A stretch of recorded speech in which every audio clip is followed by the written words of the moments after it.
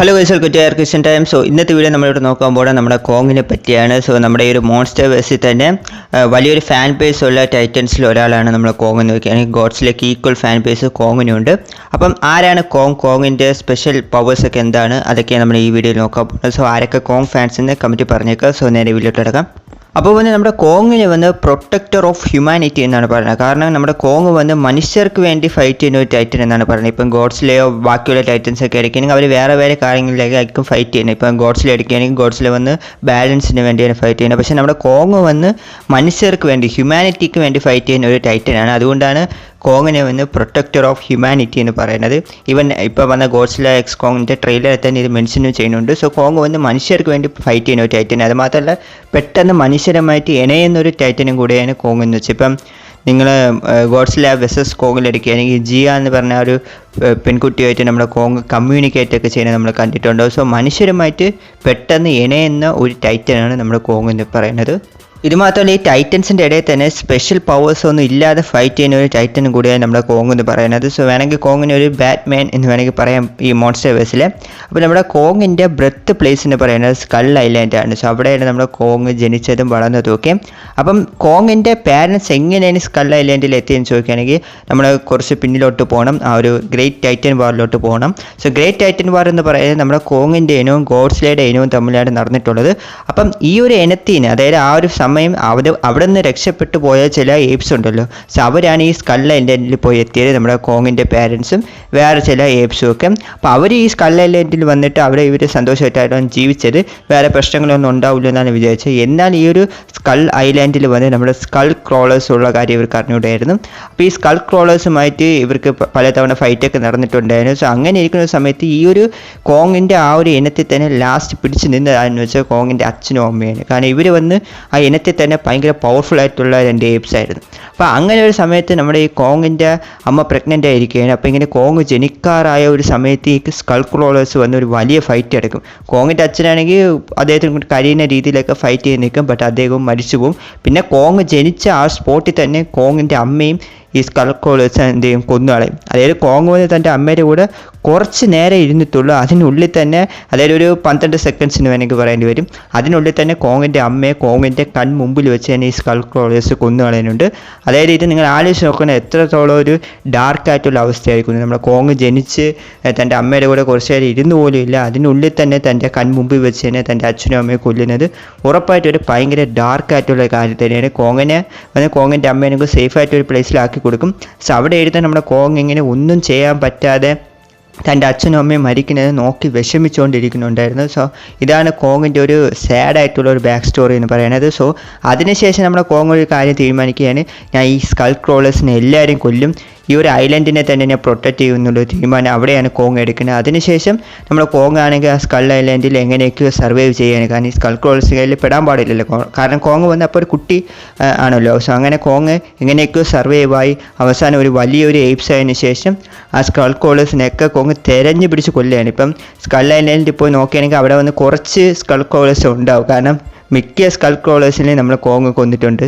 അപ്പോൾ ഇതാണ് നമ്മുടെ കോങ്ങിൻ്റെ ഒരു സാഡായിട്ടുള്ള ഒരു ബാക്ക് സ്റ്റോറി. എനിക്ക് തോന്നുന്നു ഈ ഒരു ടൈറ്റൻസിൻ്റെ ഇടയിൽ തന്നെ ഒരു നല്ലൊരു ബാക്ക് സ്റ്റോറി ഉള്ളൊരു ടൈറ്റൻ നമ്മുടെ കോങ്ങാണ്. കാരണം അത്രത്തോളം ഒരു സാഡായിട്ടുള്ള ബാക്ക് സ്റ്റോറിയാണ് നമ്മുടെ കോങ്ങിനുള്ളത്.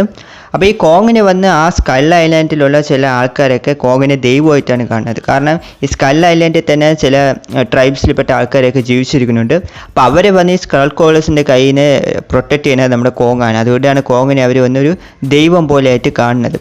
സോ അത് മാത്രമല്ല നമ്മുടെ കോങ് ഇതുവരെയായിട്ട് മോൺസ്റ്റർ വേഴ്സിൽ കിങ് കോങ് ആയി മാറിയിട്ടില്ല. ഇപ്പോൾ എല്ലാവരും കിങ് കോങ് എന്ന പേരായിരിക്കും കേട്ടിട്ടുണ്ട്, ബട്ട് മോൺസ്റ്റർ വേഴ്സിൽ നമ്മളെ കോങ്ങിനെ ഇതുവരെയായിട്ട് കോങ് എന്ന് മാത്രമാണ് പറയുന്നത്. ബട്ട് ഇനിയിപ്പം വരാൻ പോണ മൂവിൽ ചിലപ്പോൾ നമ്മുടെ കോങ് കിങ് കോങ് ആവാൻ ചാൻസസ് ഉണ്ട്. കാരണം ഈ മൂവിലെ വില്ലൻ എന്ന് പറയാൻ നമ്മുടെ സ്കാർ കിങ് ആണ്, പേരിൽ തന്നെയുണ്ട് കിങ്. സോ സ്കാർ കിങ്ങിനെ നമ്മുടെ കോങ് ഡിഫീറ്റ് ചെയ്യുകയാണെങ്കിൽ ആ ഒരു പൊസിഷൻ കോങ്ങിന് പോകും. സോ കോങ് കിങ് കോങ് ആയിട്ട് മാറാൻ ചാൻസസ് ഉണ്ട്. കാരണം ഒരു രാജാവിനെ ഒരാൾ തോപ്പിക്കുകയാണെങ്കിൽ അയാളായിരിക്കും അടുത്ത കിങ്, ശരിയല്ലേ? അപ്പം സ്കാർ കിങ്ങിനെ കോങ് തോപ്പിക്കുകയാണെങ്കിൽ കോങ് ആയിരിക്കും അടുത്ത king. So Kong king Kong ആയി മാറാൻ ചാൻസസ് ഉണ്ട്.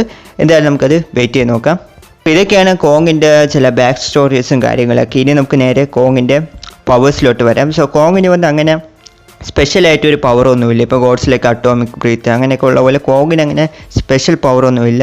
പക്ഷേ എന്നാൽ കോങ്ങിന് ചില എബിലിറ്റീസും കാര്യങ്ങളൊക്കെ ഉണ്ട്. ഫസ്റ്റ് തന്നെ സ്ട്രെങ്ത്. കോങ്ങിൻ്റെ ഫിസിക്കൽ സ്ട്രെങ്ത് വേറെ ലെവലിരിക്കും എന്നാണ് പറയുന്നത്. ഇപ്പോൾ നിങ്ങൾ ട്രെയിലർ കണ്ടിട്ടുണ്ടോ, ഒരേ അടിയിൽ തന്നെ സ്കാർക്കിങ്ങിൻ്റെ പല്ലിളക്കിയിട്ടുണ്ടായിട്ട്. സോ ഫിസിക്കൽ ആ ഒരു റോ സ്ട്രെങ്ത് കോങ്ങിന് വേറെ ലെവലിലിരിക്കും എന്നാണ് പറയുന്നത്. ഇവൻ ഇപ്പം ഗോഡ്സില വെസസ് കോങ്ങിൽ തന്നെ ഗോഡ്സില വരെ കോങ് തൂക്കിയെടുത്ത് എറിയാനായിട്ട് നിങ്ങൾ കണ്ടിട്ടുണ്ടോ. സോ ഗോഡ്സിലയുടെ വെയിറ്റ് എത്രയെന്ന് എല്ലാവർക്കും അറിയാം, ടൺ കണക്കിനുണ്ട്. ആ ഗോഡ്സിലെ തന്നെ എടുത്ത് അങ്ങോട്ട് എറിയണമെങ്കിൽ കോങ്ങിൻ്റെ സ്ട്രെങ്ത് എത്രത്തോളം എന്ന് ആലോചിച്ച് നോക്കിയിരിക്കുക. അതുമാത്രമല്ല കോങ്ങിൻ്റെ സ്പീഡ് വേറെ ലെവലിരിക്കും എന്ന് പറയുന്നത്. അതേപോലെ അജിലിറ്റിയും കോങ്ങിന് സൂപ്പറായിരിക്കും എന്നാണ് പറയുന്നത്. അതായത് പെട്ടെന്ന് ക്വിക്കായിട്ട് മൂവ് ചെയ്ത് ഫൈറ്റ് ചെയ്യാനൊക്കെ കോങ്ങിനെ കൊണ്ട് സൂപ്പറായിട്ട് പറ്റും. സോ അതുകൊണ്ടാണ് കോങ്ങിനെ വന്ന് നിറയെ ടൈറ്റൻസിനെ ഡിഫീറ്റ് ചെയ്യാൻ കുറച്ച് പാട്. കാരണം കോങ് ഇങ്ങനെ സ്പൈഡർമാനെ പോലെ അങ്ങോട്ടും ഇങ്ങോട്ടൊക്കെ ചാടിയായിരിക്കും ഫൈറ്റ് ചെയ്യുന്നത്. സോ അതുമാത്രമല്ല പിന്നെ കോങ്ങിന് വന്ന് ഇൻ്റലിജൻസ് വേറെ ലെവലിരിക്കും എന്നാണ് പറയുന്നത്. അതായത് ഉള്ള ടൈറ്റൻസിൽ എല്ലാവരെക്കാളും ഭയങ്കര ഇൻ്റലിജൻസ് അധികമായിട്ടുള്ള ഒരു ടൈറ്റൻ എന്ന് വെച്ചാൽ അത് കോങ്ങാണ്. അതുമാത്രമല്ല കോങ് വന്ന ഒരു എക്സ്പേർട്ട് ആയിട്ടുള്ള ഒരു കോമ്പാറ്റാണ്. അതായത് ഫൈറ്റിംഗ് സ്കിൽസൊക്കെ കോങ്ങിന് വേറെ ലെവലിലിരിക്കും. അത് ഹാൻഡ് ടു ഹാൻഡ് ഫൈറ്റ് അതൊക്കെ കോങ്ങിന് നന്നായിട്ട് ചെയ്യാൻ പറ്റും. സോ ഹാൻഡ് ടു ഹാൻഡിൽ കോങ്ങിനെ തോൽപ്പിക്കുന്ന കാര്യം ഭയങ്കര കഷ്ടമാണ്. കാരണം കോങ്ങിന് അത്രയ്ക്കുള്ള സ്കിൽസും കാര്യങ്ങളൊക്കെ ഉണ്ട്. ഇത് മാത്രമല്ല കോങ്ങിൻ്റെ സെൻസസ്, ഹിയറിങ് അങ്ങനെയുള്ള സെൻസസൊക്കെ കോങ്ങിൻ്റെ അത് വേറെ ലെവലിലിരിക്കും എന്നാണ് പറയുന്നത്. ഇത് മാത്രമല്ല കോങ്ങിനെ കൊണ്ട് കമ്മ്യൂണിക്കേഷൻ ചെയ്യാൻ പറ്റും. ഇപ്പം ഞാൻ നേരത്തെ പറഞ്ഞ പോലെ അജയ എന്ന് പറഞ്ഞ പെൺകുട്ടിയായിട്ട് കോങ് സംസാരിക്കുന്നതൊക്കെ നമുക്ക് കാണാൻ പറ്റും. ഇത് വേറെ ഒരു ടൈറ്റനും ചെയ്യാൻ പറ്റില്ല, കോങ്ങിനെ കൊണ്ട് ചെയ്യാൻ പറ്റും. ആ കമ്മ്യൂണിക്കേഷൻസ് ഒക്കെ മനുഷ്യരെ പോലെ കോങ്ങിന് ചെയ്യാൻ പറ്റും. ഇത് മാത്രമല്ല ക്ലൈംബിങ് ചെയ്യാൻ പറ്റും, ഷാർപ്പായിട്ടുള്ള തീത്തുണ്ട്, സ്വിമ്മിങ് ചെയ്യാൻ പറ്റും. പിന്നെ വെപ്പൺസിനെയൊക്കെ കോങ്ങിന് ഹാൻഡിൽ ചെയ്യാൻ പറ്റും. ഇപ്പോൾ വരാൻ പോണ മൂവിയിൽ കോങ്ങിന് വന്ന് ബീസ്റ്റ് ഗ്ലൗസ് ഒക്കെ കൊടുക്കാൻ പോവുകയാണ്. പിന്നെ അത്യാവശ്യം നല്ല ഡ്യൂറബിലിറ്റി കോങ്ങിനുണ്ട്. അപ്പോൾ ഇതൊക്കെയാണ് കോങ്ങിൻ്റെ എബിലിറ്റീസും കാര്യങ്ങളൊക്കെ. സ്പെഷ്യൽ പവറൊന്നും ഇല്ലെങ്കിലും ഇതൊക്കെ വെച്ച് തന്നെ കോങ് ഒരുമാതിരിപ്പെട്ട മിക്ക ടൈറ്റൻസിന് കോങ് ഡിഫീറ്റ് ചെയ്യും, അല്ലെങ്കിൽ ടഫും കൊടുക്കും.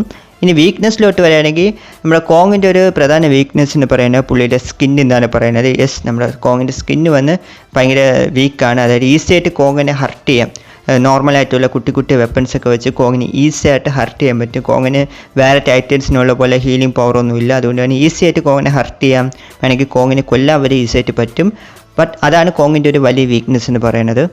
അപ്പോൾ ഇതൊക്കെയാണ് നമ്മുടെ കോങ്ങിനെ പറ്റിയുള്ള കാര്യങ്ങളൊക്കെ. ആർക്കൊക്കെ കോങ്ങിനെ ഇഷ്ടമൊന്ന് താഴെ കമൻറ്റിലൊന്ന് പറഞ്ഞേക്കാം. പിന്നെ അടുത്ത ഏത് ടൈറ്റനെ പറ്റി ഇടുന്നൊന്നും കമൻറ്റിൽ പറഞ്ഞേക്കാം. പിന്നെ നമ്മുടെ ചാനലിൽ ആൾറെഡി ഒരു പ്ലേലിസ്റ്റൊക്കെ ഉണ്ടാക്കിയിട്ടുണ്ട് ഈ ഒരു മോൺസ്റ്റേഴ്സിലെ ടൈറ്റനെ പറ്റി. ടൈമുള്ളവർ ചെക്ക് ചെയ്ത് നോക്കുക.